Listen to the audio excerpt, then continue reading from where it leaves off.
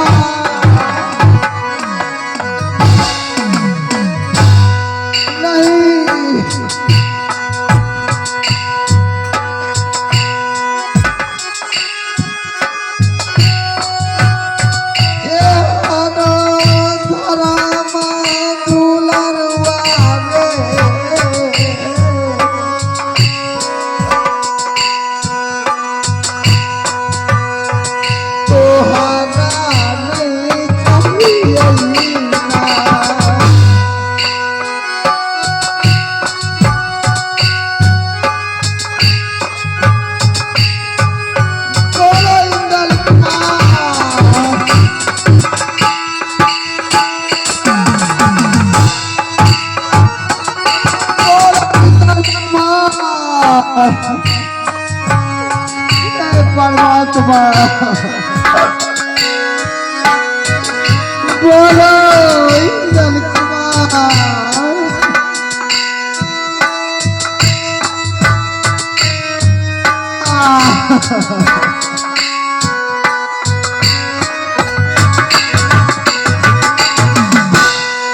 क्या कराय देखी रहतै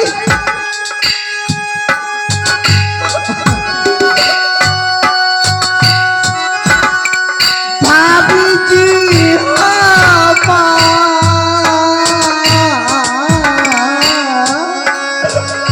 इंद्र कुमार बोलो मेरा के कराय देखी दुलरुआ रे यहाँ दैवा बाबू बोलो इंद्र कुमार एक बार बोलो मेरा